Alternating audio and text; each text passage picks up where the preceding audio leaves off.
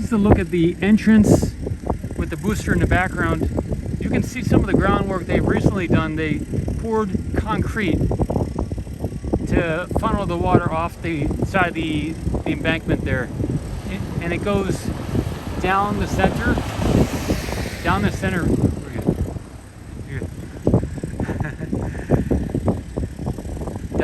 of it, it would funnel the water down the ways. And you can see they put rebar.